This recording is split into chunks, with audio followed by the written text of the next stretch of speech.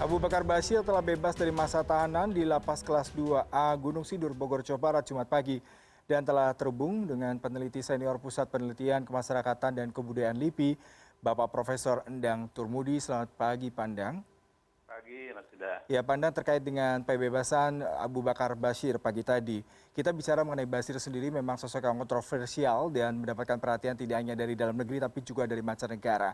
Sebenarnya dengan bebasnya Bashir ini apakah berdampak terhadap isu terorisme di tanah air, Pak? Ya, kalau berdampak mungkin iya lah. Cuma apakah dampaknya besar atau enggak, saya kira itu soal lain itu. Karena memang Bashir kan ya tokoh dalam satu organisasi yang kemudian dianggap terlibat dalam terorisme dan kemudian ditahan gitu kan. Jadi memang ada pengikutnya lah gitu. Jadi ya pasti akan ikut berdampak. Hanya mungkin itu tadi, apakah dampaknya besar atau kecil gitu kan. Nah itu saya kira soal lain. Nah kalau soal terorisme sendiri kan sebetulnya tanpa Bashir sendiri, artinya Bashir di penjara pun kan itu kan terus berjalan. Ada kejadian-kejadian atau tindakan-tindakan terorisme yang dilakukan oleh sebagian orang. Mungkin itu terkait dengan Bashir ataupun tidak. Jadi memang terorisme itu kan beberapa kejadian terjadi gitu kan selama Bashir di penjara pun gitu kan. Hanya mungkin saya kira yang perlu dilihat lagi itu kan terorisme ini kan hanya dilakukan atau dilakukan itu kan oleh sekelompok kecil saja gitu kan. Kecil artinya kecil dibandingkan dengan the rest of organisasi Islam yang ada di Indonesia. Nah, jadi artinya mungkin ya terpengaruh ya, tapi kan mungkin terbatas juga gitu karena the rest of Indonesian people atau organisasi ini kan tidak menganut radikalisme lah kan gitu. Ya, Pak Endang, tapi sosok Bashir sendiri sangat fenomenal dan identik dengan aksi radikalisme, kemudian juga aksi identik dengan terorisme. Sehingga ketika dia keluar, pastinya bisa memberikan sebuah mungkin beberapa tadi Bapak katakan dampak kecil ya terhadap sel-sel yang mungkin memang selama ini mereka secara militan, secara sporadis melakukan gerakan-gerakan di luar seorang yang memiliki citra seperti Bashir. Tapi ketika Bashir keluar, apakah itu bisa menjadi sebuah image baru dan mereka mendapatkan sebuah enlightenment begitu, Pak? Ya untuk kelompoknya mungkin ya itu atau mereka yang ide atau seideologi mungkin iya. Tapi kan seperti kita ketahui lah itu mayoritas masyarakat Indonesia bahkan juga condemn gitu terorisme gitu kan. Nah hanya mungkin gini, jadi yang harus perlu dipertegas itu kan itu istilah radikalisme.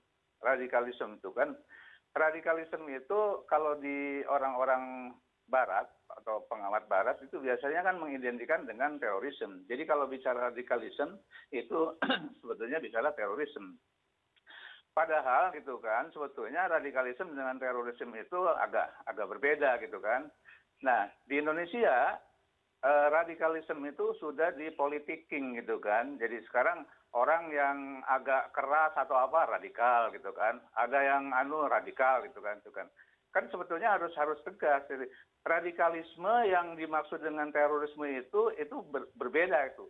Jadi kalau radikalisme dalam artinya itu sikap atau pandangan yang ingin melakukan perubahan yang mendasar gitu kan pada gitu kan. Nah, mungkin dalam beberapa hal itu makna aslinya seperti itu kan bisa positif. Tetapi yang radikalisme yang sama dengan terorisme itu adalah ingin melakukan perubahan yang mendasar, kemudian dan boleh melakukan perubahan itu dengan kekerasan atau by any means gitu kan, dengan cara apapun. Nah ini ada yang mengartikan radikalisme seperti itu. Saya kira saya setuju dengan itu karena memang peristilahan radikalisme sendiri itu kan bervariasi. Jadi banyak orang mengartikan bervariasi. Hanya kalau di Indonesia kemudian radikalisme itu ya pokoknya yang menentang pemerintah atau melakukan gerakan-gerakan agak keras itu radikal itu kan. Nah padahal kalau dengan terorisme tidak demikian. Orang-orang teroris itu pasti radikal ya dengan arti yang tadi saya sebutkan dan saya setuju dengan ada seorang penulis dari barat yang mengatakan ya itu tadi. Jadi kalau orang radikal dalam artian ingin melakukan perubahan dan melakukannya boleh dengan apapun gitu kan, termasuk dengan kekerasan atau apa, nah itu radikal. Itu artinya radikal. Kan pasti tidak semua organisasi gitu kan, tidak semua organisasi yang ingin melakukan perubahan disebut radikal. Yang orang terorisme itu pasti radikal, ya pasti radikal. Tapi yang radikal itu dalam arti yang saya sebutkan tadi itu, dalam definisi yang saya sebutkan tadi itu belum tentu teroris, kan begitu. Jadi terorisme itu adalah radikal in practice. Jadi radikal yang sudah mengimplementasikan dalam tindakan itu terorisme. Nah, hanya memang saya kira yang harus kita waspadai, radikalisme itu kan bisa berupa masih bersarang di dalam pikiran, ya, belum terlihat dalam tindakan.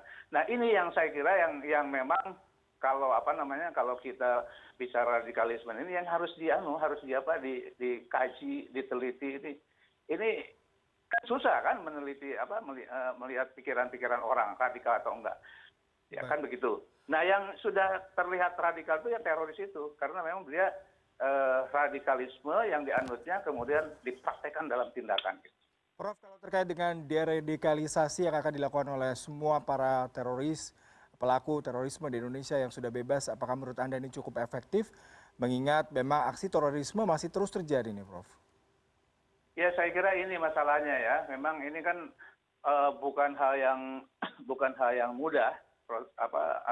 Saya kira pemerintah sudah melakukan dan punya program-program deradikalisasi. Hanya mungkin saya kira masih perlu diefektifkan gitu ya, diefektifkan. Saya ingat aja, misalnya gini, jadi kan begini, orang sering mengkaitkan radikalisme itu atau radikalisasi itu dengan misalnya kemiskinan gitu kan. Banyak orang yang tidak punya pekerjaan kemudian terpapar dengan radikalisme gitu kan. Banyak contoh yang orang yang pergi ke Syria gitu kan karena dia tidak punya pekerjaan di sini. Tapi juga pada dasarnya orang yang menganut atau terpapar dengan radikalisme yang terorisme itu kan tidak selalu dari kalangan miskin gitu kan. Ada kasus misalnya di Batam itu satu keluarga orang kaya kemudian mereka pergi ke Syria ya untuk ikut berjuang untuk ISIS itu atau yang lain-lain. Jadi yang menarik memang teroris radikalisme itu mungkin saya kutip aja. Saya ingat Ali Imran itu pernah berkata gitu. Jadi memang radikalisme dalam artian ya seperti yang terorisme itu ya itu keyakinan, berkaitan dengan keyakinan.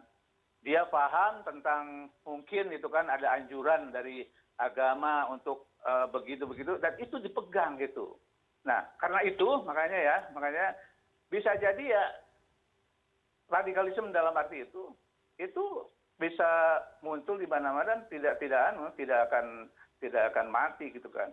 Sejauh kita tidak melakukan deradikalisasi. Jadi deradikalisasi tentu saja di samping yang dibuat oleh udah programnya oleh pemerintah, ya mungkin berbagai kementerian atau bahkan juga lembaga-lembaga swadaya atau lembaga sipil Islam, seperti NU, Muhammadiyah ikut melakukan deradikalisasi dengan cara misalnya mengcounter itu pemahaman-pemahaman yang sebetulnya nggak pas gitu kan gitu loh. Prof, tadi Anda katakan tidak terlalu besar dampak dari bebasnya Abu Bakar Basir terhadap pergerakan terorisme. Tapi sebelumnya kalau tadi berita yang saya bacakan di Sulawesi Selatan masih ada aksi terorisme yang dilakukan oleh sejumlah orang yang diduga masih menjadi sebuah momok di kawasan sana. Lalu ketika Anda melihat sosok yang keluar satu ini memang sempat fenomenal dan mendapatkan sebuah citra pemberitaan yang cukup besar sebagai seorang yang sangat rebel seperti itu ya Prof dan radikal seperti Anda katakan tadi. Namun yang menjadi pertanyaan saya adalah ketika seseorang yang mungkin memberikan sebuah dampak besar terhadap sebuah citra aksi terorisme, lalu dia bebas, dan apakah memang aksi terorisme masih berjalan, apakah itu tidak bisa memberikan sesuatu tadi yang Anda katakan mungkin sedikit banyak menginspirasi orang-orang karena dia hanya ditahan selama 15 tahun terhadap sejumlah tuduhan aksi terorisme di Indonesia dan bebas, Prof. Iya betul. Betul, saya katakan itu mungkin berdampak atau mungkin membangkitkan kembali ya mereka itu para pengikutnya atau mereka yang seideologi gitu loh. Nah kalau saya katakan tidak besar itu maksud saya ini kaitannya dengan organisasi-organisasi Islam lain gitu loh. Jadi karena memang sudah sejak awal kan organisasi-organisasi Islam lain itu bahkan kan mengecam radikalisme gitu kan. Jadi iya dampaknya ada dan bahkan soal radikalisme dan terorisme itu dengan ditahannya Basir sendiri kan terus berjalan gitu, terus ada gitu kan, ada kemarin di Poso di mana gitu kan. Nah jadi itu maksud saya berdampak iya mungkin paling tidak memperbaharui semangat mereka yang menjadi para pendukungnya gitu kan. Tapi tidak besar dalam konteks organisasi-organisasi Islam yang lain mungkin atau masyarakat Islam lainnya selain yang berada di bawah pengaruh atau di bawah kepemimpinan Basir yang mungkin nggak terlalu berdampak gitu maksud saya itu. Baik, terima kasih perbincangannya Profesor Endang Turmudi pagi hari ini di CNN Indonesia Today. Selamat pagi Pak.